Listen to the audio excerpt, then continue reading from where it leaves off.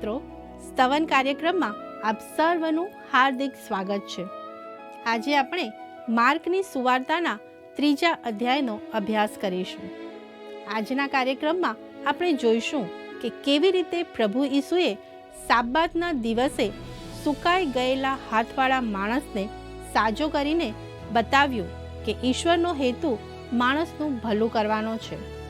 ત્યારબાદ આપણે ગાલિલ સમુદ્ર કિનારે મોટી સંખ્યામાં લોકોને ઈસુ પાસે આવતા અને તેઓને સાજા કરતા જોઈશું. ત્યારબાદ ઈસુ 12 પ્રેરિતોની પસંદગી કરે છે અને તેમને પોતાના કાર્ય માટે નિયુક્ત કરે છે. ત્યારબાદ શાસ્ત્રીઓ ઈસુ પર આરોપ મૂકે છે કે ઈસુ દુષ્ટ આત્માઓને બાલ-જબૂલની શક્તિથી કાઢે છે, પરંતુ ઈસુ તેમના આક્ષેપનો યોગ્ય જવાબ આપે છે. તો ચાલો આજના અભ્યાસ દ્વારા ઈસુના અધિકાર, કરુણા અને તેડાને સમજવાનો પ્રયત્ન કરીએ.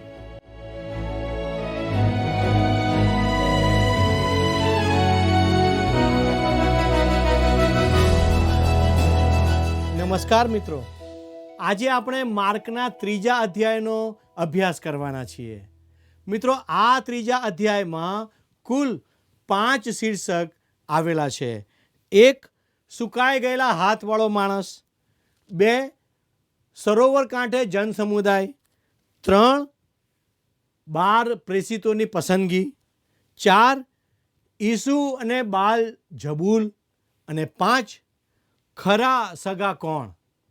મિત્રો, આ અધ્યાય સાબાતના દિવસ અંગેની ચર્ચાને આગળ વધારે છે, જેનો અંત ધાર્મિક આગેવાનો સાથેની તકરારથી આવ્યો. મિત્રો, આ અધ્યાય પરથી સ્પષ્ટ થાય છે કે ઈસુએ અસંખ્ય લોકોને સાજા કર્યા, જેમાં છતમાંથી નીચે ઉતારવામાં આવેલા માણસની વાત અલગથી નોંધવામાં આવી શકી હોત.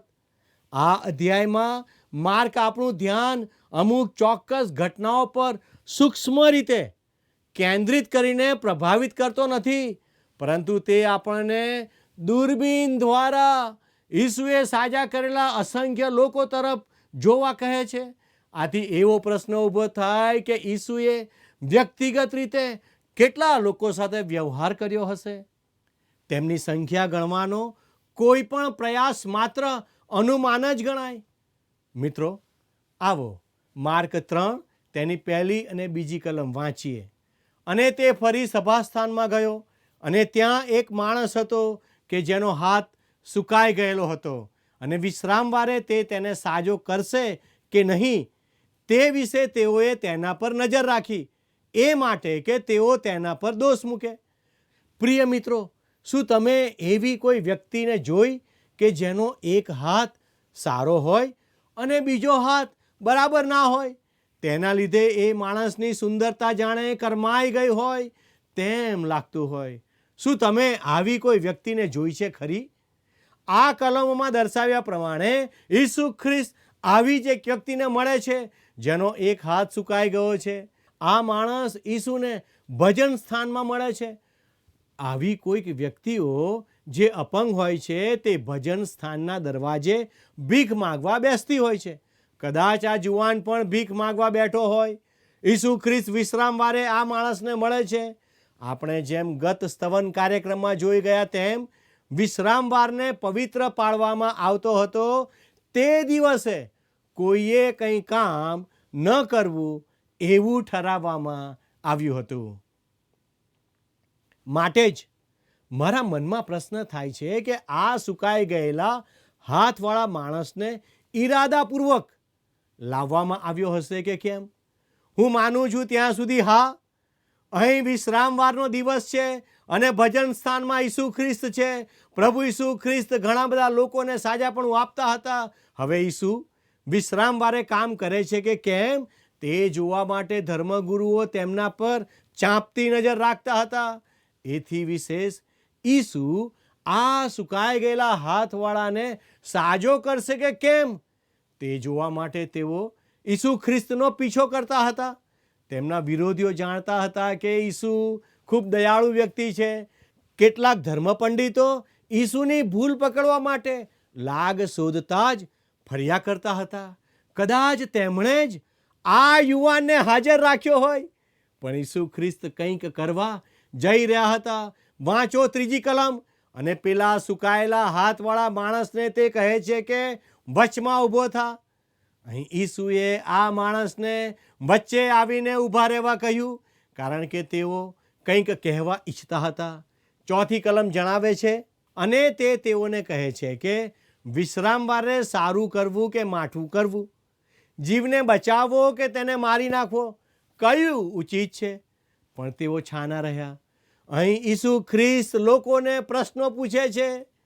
તેઓએ કોઈ જ જવાબ ના આપ્યો, કારણ કે હંમેશા તેઓ તેમના જવાબથી મુશ્કેલીમાં મુકાતા હતા, તેમના જવાબથી ખોટા પડતા હતા. 5મી કલમમાં લખ્યું છે, અને તેઓના હૃદયની કઠણતાને લીધે તે દિલગીર થઈને ગુસ્સા સહિત ચોતરફ તેઓ ભણી જોઈને તે માણસને કહે છે કે તારો હાથ લાંબો કર. અને તેણે તે લાંબો કર્યો, અને તેનો હાથ સાજો થયો. મિત્રો, આપણે વાંચ્યું તેમ ઈસુએ ગુસ્સાભરી નજર ફેરવી. લોકોના હઠીલાપણાને લીધે તેમને દુઃખ થયું અને ગુસ્સો આવ્યો, પરંતુ ઈસુ ખ્રિસ્તના હૃદયમાં કાંઈ કપટ ન હતું. ધ્યાન આપો કે અહીં ઈસુએ તેમની તરફ ક્રોધથી નજર કરી. તમે આ વાત યાદ રાખી શકો કે ઈસુને પણ ક્રોધ આવતો હતો. જો કે એ પછી ઈસુએ પેલા માણસને સાજો થવા માટેની આજ્ઞા કરી, અને તેનો હાથ સાજો પણ થઈ ગયો. આ ક્રોધ માત્ર ક્ષણભરનો ક્રોધ હતો. મનમાં વેર રાખેલો કે પૂર્વ નિર્ધારિત દ્વેષથી ભરેલો ક્રોધ નહોતો, પરંતુ તેમના હૃદયની કઠોરતાને લીધે તે દુઃખી થતા. આ એવી બાબત હતી જે તેઓ સતત પોતાના હૃદયમાં વહન કરતા હતા. તેમના હૃદયની કઠોરતાને કારણે ઈસુને હંમેશા દુઃખ થતું હતું. ઈસુએ તે માણસને સાજો કર્યો. તે સાબાતનો દિવસ હતો, પરંતુ સાબાત મનુષ્ય માટે બનાવવામાં આવ્યો છે, અને તેઓ સાબાતના પ્રભુ હોવાથી ઈસુએ સાબાતના દિવસે જ તે માણસને સાજો કર્યો. બીજા અધ્યાયના અંતમાં આવેલી ઘટના, અને આ ઘટનાને આપણે સાથે મળીને સમજવી જોઈએ. આ બંને બનાવથી ધાર્મિક આગેવાનો સાથે તકરારની શરૂઆત થઈ. આવો 6ઠ્ઠી કલમ વાંચીએ. અને સી રીતે તેનો નાશ કરવો તે વિશે ફરોશીઓએ બહાર જઈને તરત હેરોદિયોની સાથે તેની વિરુદ્ધ મનસૂબો કર્યો. મિત્રો, આ ધાર્મિક આગેવાનો ઈસુ ખ્રિસ્તને મારી નાખવાની યોજના ઘડવા લાગ્યા. મિત્ર, એક હકીકત ધ્યાનમાં લો કે જેઓ ઈસુની પાસે ખરા હૃદયથી આવે છે તેમને ઈસુ સાજા કરે છે.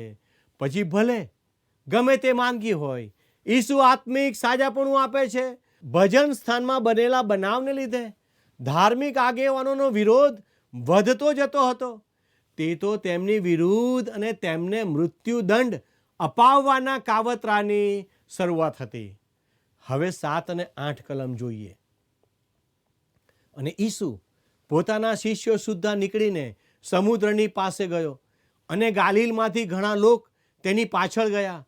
તેમજ યહૂદિયામાંથી તથા યરૂશાલેમમાંથી તથા અદુમમાંથી તથા યર્દનને પેલે પારથી તથા તૂર તથા સિદોનની આસપાસના ઘણા લોક તેણે જે જે કાર્યો કર્યા તે સાંભળીને તેની પાસે આવ્યા.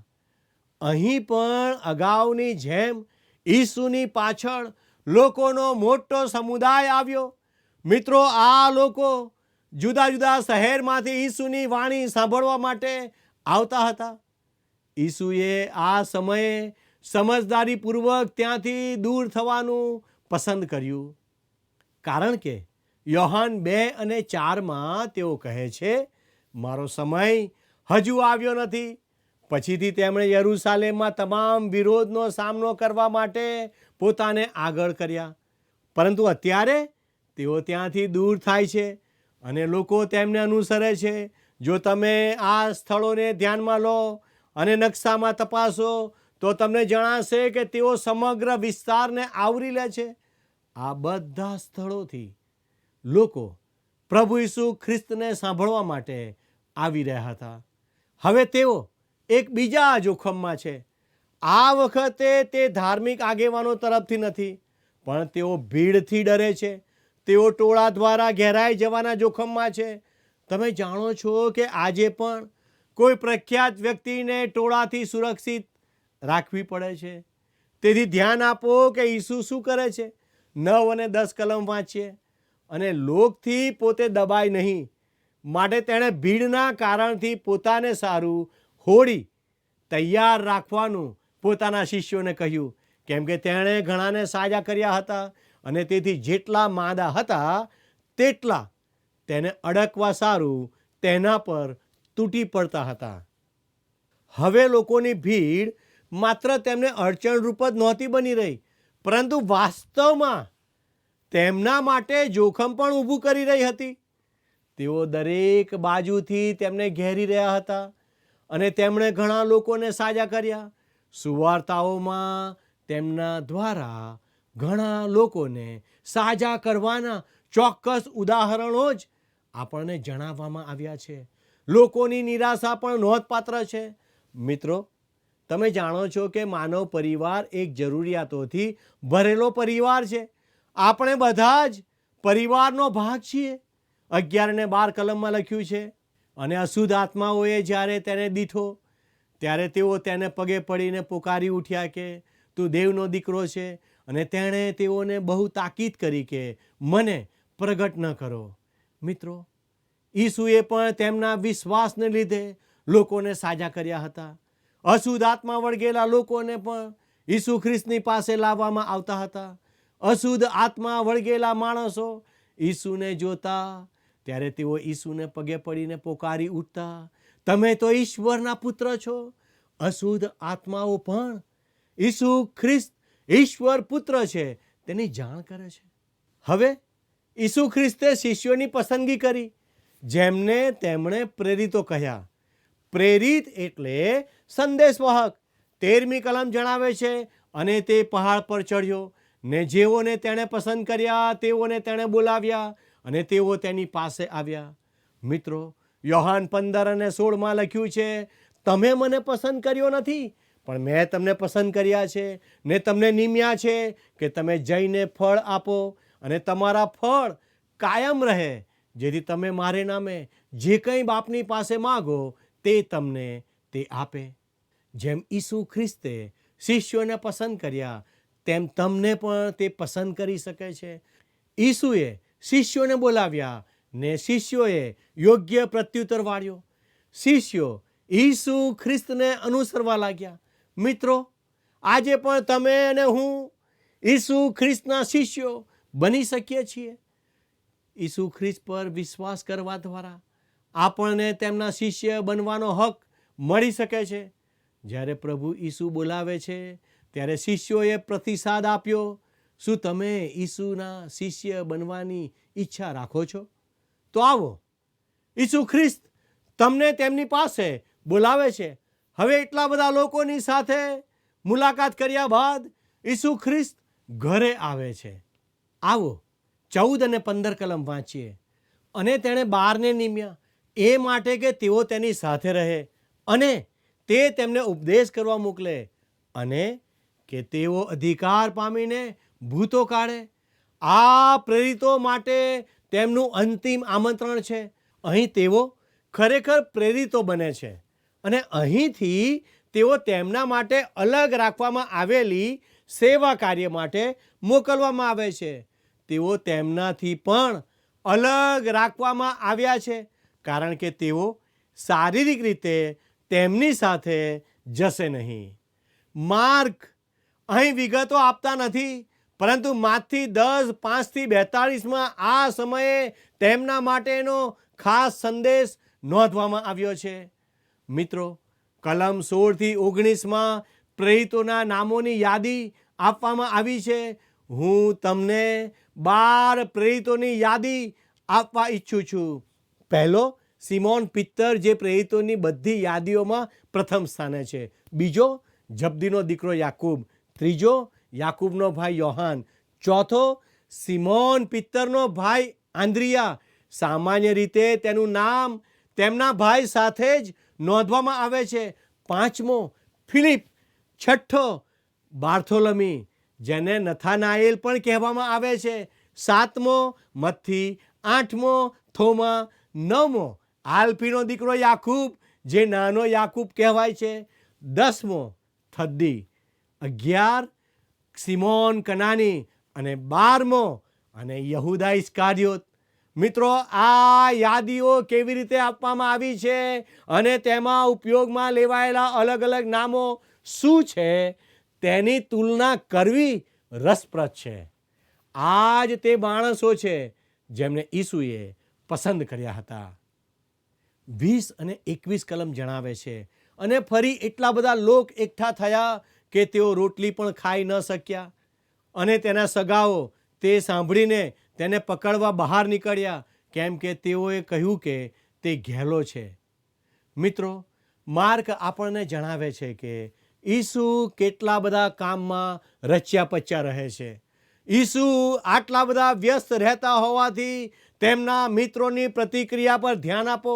જો કોઈ વ્યક્તિ પોતાનું જીવન કોઈ ઉત્તમ હેતુ માટે સમર્પિત કરે તો તેની પ્રશંસા કરવામાં આવે છે. સંગીતકાર, ખેલાડી, વેપારી, કલાકાર અથવા રાજકારણી જે પોતાના કાર્ય માટે પોતાને સમર્પિત કરે છે તેને તેની સંપૂર્ણ નિષ્ઠા માટે માન આપવામાં આવે છે. પરંતુ જો કોઈ વ્યક્તિ પોતાને સંપૂર્ણ રીતે પરમેશ્વરના કાર્ય માટે સમર્પિત કરે છે તો તેને અતિ ઉત્સાહી ગણવામાં આવે છે. આવો 22મી કલમ જોઈએ. અને જે શાસ્ત્રીઓ યરૂશાલેમથી આવ્યા હતા તેઓએ કહ્યું કે તેનામાં બાલઝબૂલ છે ને ભૂતોના સરદારની મદદથી તે ભૂતોને કાઢે છે. મિત્રો, આ બાલઝબૂલ તો અંધકારનો દેવ છે. યહૂદી લોકો માનતા હતા કે તે દુષ્ટ આત્માનો સરદાર છે. હવે 23 થી 26 કલમ વાંચીએ. અને તેણે તેઓને પાસે બોલાવીને દ્રષ્ટાંતોમાં તેઓને કહ્યું કે શૈતાનને કેમ કાઢી શકે, અને જો કોઈ રાજ્યમાં માહોમાએ ફૂટ પડી હોય તો તે રાજ્ય સ્થિર રહી શકતું નથી. અને જો કોઈ ઘરમાં માહોમાહે ફૂટ પડી હોય તો તે ઘર સ્થિર રહી શકશે નહીં. અને જો શૈતાન પોતાની સામે થયો હોય ને પોતામાં ફૂટ પડી હોય તો તે નભી શકતો નથી, પણ તેનો અંત આવ્યો જાણવો. અહીં ઈસુ જે કહી રહ્યા છે તેનો સીધો અર્થ આ છે, તેઓ દુષ્ટ આત્માઓની શક્તિથી દુષ્ટ આત્માઓને બહાર કાઢી શકતા નથી. કારણ ખૂબ જ સરળ છે કે એક ઘરમાં જો અંદર જ ભાગલા પડે તો તે ટકી શકતું નથી. 27મી કલમમાં લખ્યું છે, બળવાનના ઘરમાં પેસીને જો કોઈ તે બળવાનને પહેલાં ન બાંધે તો તે તેનો સરસામાન લૂંટી શકતો નથી, પણ તેને બાંધ્યા પછી તે તેનું લૂંટી લેશે.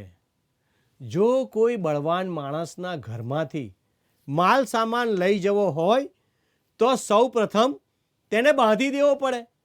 અહીં પણ એ જ વાત છે. પ્રભુ ઈસુ શૈતાનની શક્તિથી દુષ્ટ આત્માને બહાર કાઢતા નથી, કારણ કે જો એવું હોત તો શૈતાન પોતાનો જ વિરોધ કરતો અને તેનું રાજ્ય પોતાની જ અંદર વિભાજિત થઈ જાત. 28 થી 30 કલમ જણાવે છે, હું તમને ખચિત કહું છું કે માણસના દીકરાઓને સર્વ અપરાધોની તથા જે દુર્ભાષણો તેઓ કરે તે સર્વની તેમને માફી મળશે, પણ જે કોઈ પવિત્ર આત્માની વિરુદ્ધ દુર્ભાષણ કરે તેને માફી કદી મળશે નહીં, પણ તેને માથે અનંતકાળના પાપનો દોષ રહેલો છે, કેમ કે તેઓ કહેતા હતા કે તેને અશુદ્ધ આત્મા વળગેલો છે. મિત્રો, આ બાબતને ક્ષમા ના આપી શકાય તેવું પાપ કહી શકાય. ઈસુ પવિત્ર આત્માની શક્તિથી દુષ્ટ આત્માઓને કાઢતા હોવા છતાં ધર્મ પંડિતો ઈસુ ઉપર દોષારોપણ કરતા કહે છે કે ઈસુ ખ્રિસ્ત બાલઝબૂલની શક્તિથી કાઢે છે. ખરેખર તો તેઓ ઈસુ ખ્રિસ્તના કાર્યને નકારતા હતા. તેઓ પવિત્ર આત્માનો નકાર કરતા હતા. આ તો ક્ષમા ના આપી શકાય તેવું પાપ છે. પ્રભુ ઈસુ તેમના પર મૂકવામાં આવેલા તહોમતનો જોરદાર જવાબ આપે છે. ઈસુ ધર્મ પંડિતોના પાપ તરફ અંગુલી નિર્દેશ કરે છે અને તેમને જણાવે છે કે તેમનું પાપ અક્ષમ્ય છે. આજે તે શક્ય નથી કે કોઈ વ્યક્તિ પાપ કરે, આવતીકાલે તેના માટે પાપની માફી પામે, પસ્તાવો કરીને પરમેશ્વર પાસે આવે અને છતાં પરમેશ્વર તેને માફ ન કરે. તમે જુઓ મિત્ર, ખ્રિસ્ત માત્ર અમુક પાપો માટે નહીં પરંતુ બધા પાપો માટે મરણ પામ્યા હતા. તેમણે બધા પાપો માટે પ્રાણ આપ્યો છે. એવું કોઈ પાપ નથી કે જેના માટે તેમણે મરણ સહન ન કર્યું હોય. તેથી આજે એવું કોઈ પાપ નથી કે સાચા પસ્તાવા સાથે પરમેશ્વર પાસે આવનાર વ્યક્તિને તેઓ માફ ન કરે. અવિશ્વાસીની જે મનોદશા અને આત્મિક સ્થિતિ છે તે જ અક્ષમ્ય છે.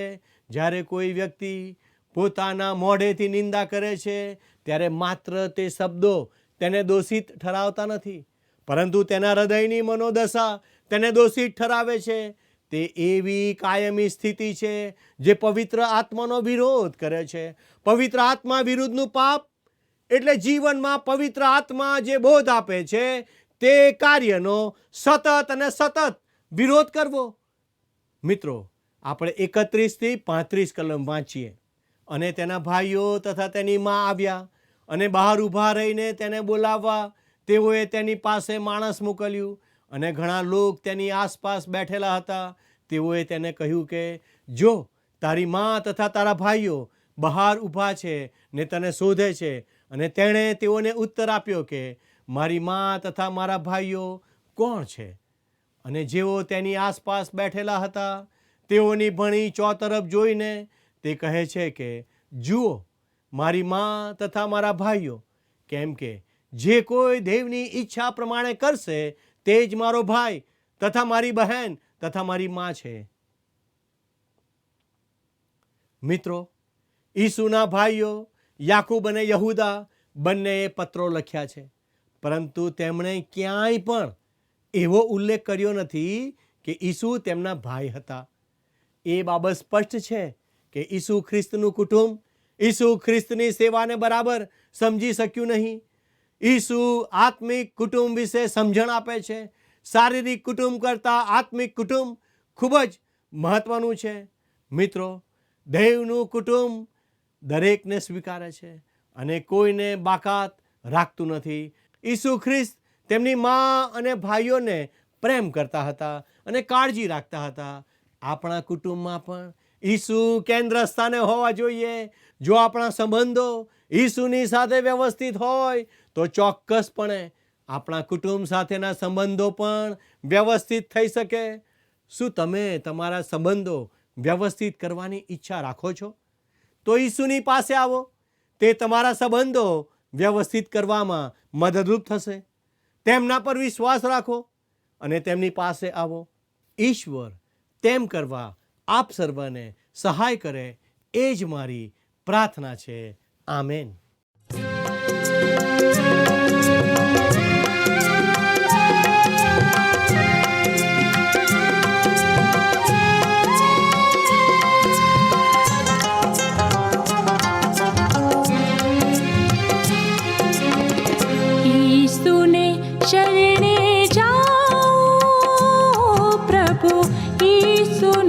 शरणे जाऊं, ईसु ने शरणे जाऊं, प्रभु ईसु ने शरणे जाऊं.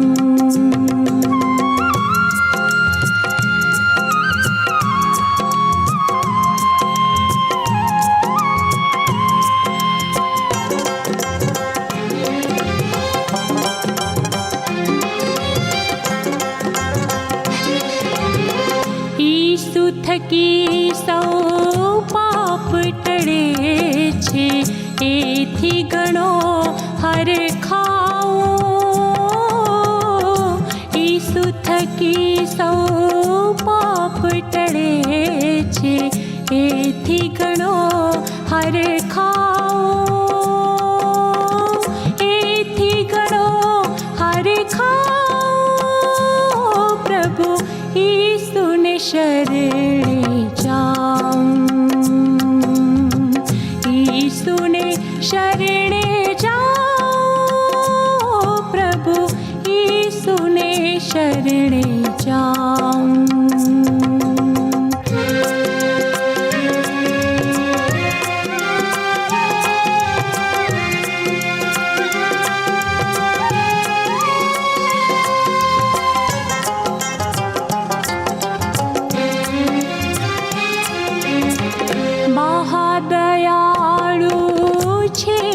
प्रभु ईसु ते परवारे वारे जाओ महादयाळु छे प्रभु ईसु ते परवारे वारे जाओ ते परवारे वारे जाओ प्रभु ईसु ने शरणे जाऊं ईसु ने शरणे जाऊं प्रभु ईसु ने शरणे जाऊं।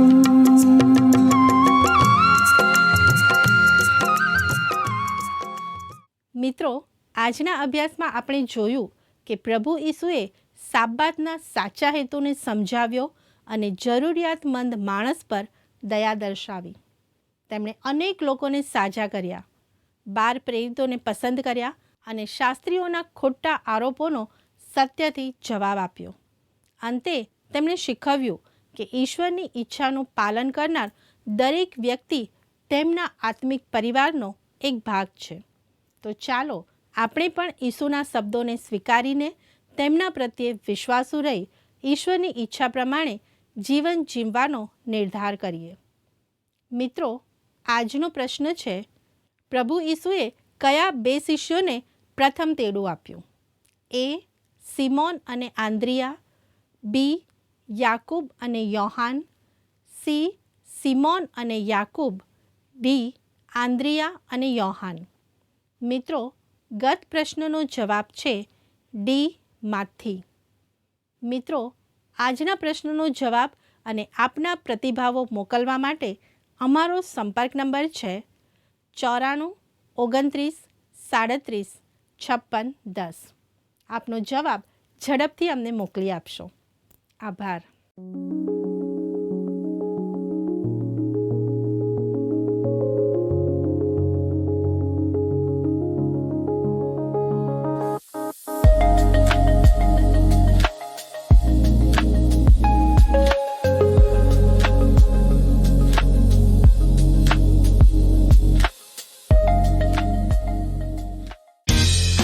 શું તમને આ કાર્યક્રમ ગમ્યો? અત્યારે જ અમને મિસ કોલ કરો.